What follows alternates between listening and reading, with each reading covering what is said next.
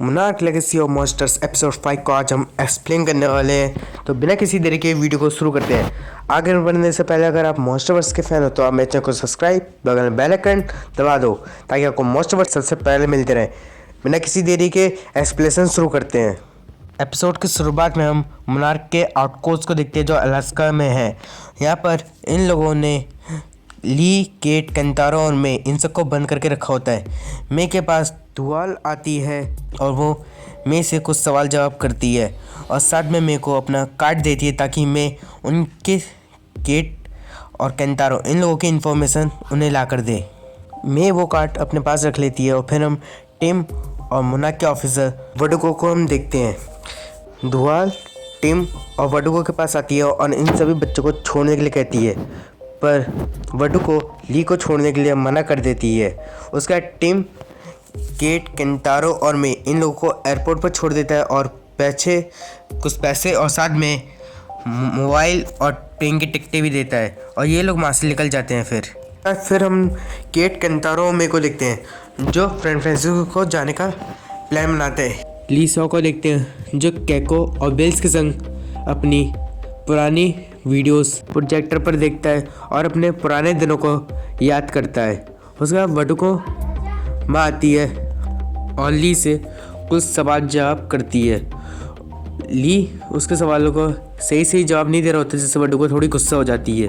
उसके बाद हमें सीन सैन फ्रांसिस्को में दिखाया जाता है जो गॉडजिला और मोटोस की लड़ाई के बाद पूरा बर्बाद हो चुका होता है, जहाँ केट, केंटारो और मे ये लोग पहुँच जाते हैं और वहीं केट की मॉम का दोस्त केंटारो, मे और केट को पिकअप कर लेता है और ये लोग उसी के संग उसके ट्रक में बैठकर केट की मॉम के पास पहुंचते हैं।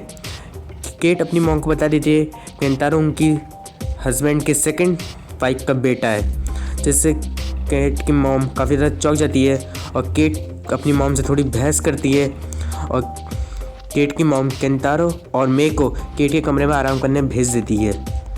केट हमसे रेड जोन में जाने की बात करती है, पर केट की मॉम बता देंगी अगर वो रेड जोन में गए तो वो लोग मारे जा सकते हैं क्योंकि मिलिट्री वाले कभी भी उन्हें शूट कर सकते हैं। पर केट नहीं मांगती और वो केंटारो, मे और केट के संग रेड जोन में जाने की जिद करती है।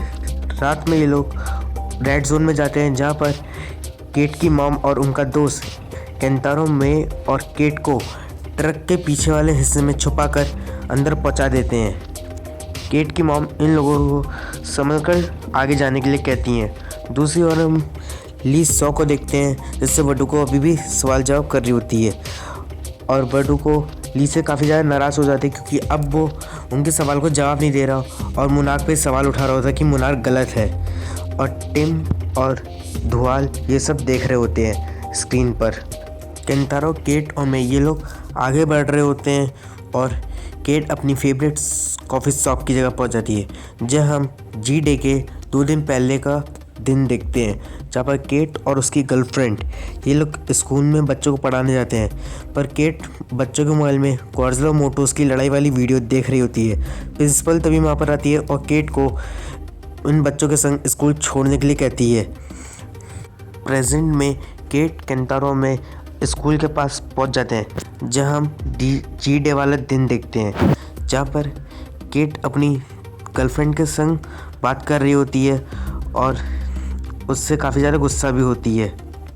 प्रेजेंट में ये लोग आगे बढ़ ही रहे होते हैं, इतने में इन्हें मिलिट्री वाले मिल जाते हैं और वो लोग इनके पीछे पड़ जाते हैं।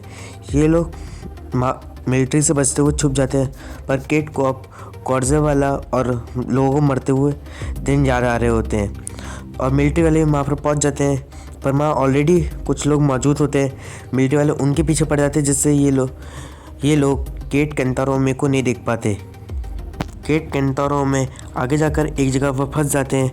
केंटारो केट से कहता है कि तुम काफ़ी बहादुर हो, जिससे केट को अब हिरोशी वाला टाइम याद आता है। हिरोशी ने केट से यही कहा था, जिससे केट गुस्से में केंटारो पर चिल्ला देती है और केंटारो दूसरा रास्ता ढूंढने के लिए चले जाता है। मे केट को शांत करती है, केट शांत होती है और फिर हमें केट का जी डे वाले दिन दिखाया जाता है जहाँ केट अपनी गर्लफ्रेंड से काफ़ी ज़्यादा नाराज़ होती है और बस पर चढ़ जाती है। तो उसकी गर्लफ्रेंड कहती है कि हम लोग एक साथ काफ़ी खुश रह सकते हैं, पर केट इस बारे में कोई भी जवाब नहीं देती और बस का दरवाज़ा बंद हो जाता है और केट यहाँ से चली जाती है। फिर हम प्रेजेंट में देखते हैं जहाँ केट शांत होती है और केंटारो बताता है कि उसे एक दूसरा रास्ता मिल गया है और वो लोग उसी रास्ते से हिरोशी के ऑफिस में पहुंच जाते हैं। हिरोशी के ऑफिस में इन्हें वर्ल्ड मैप में मिलता है जिसमें हिरोशी ने कॉन्टिनेंट छुपा दिए थे और केंटारो अपनी आर्ट के ज़रिए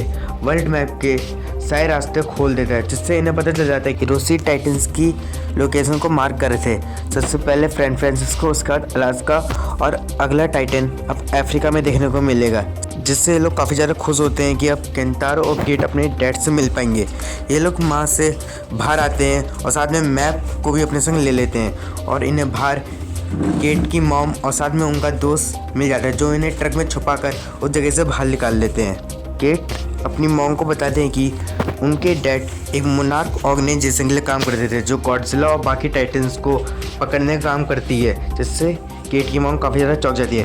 केंटारो बहुत खुश होता है कि वो अपने डैड से फाइनली मिल पाएगा। मैं धुआल को कॉल करके ये सारी इन्फॉर्मेशन दे देती है, जिससे धुआल मे से वादा करती है कि वो उसको उसके परिवार से बहुत जल्द मिलाएगी।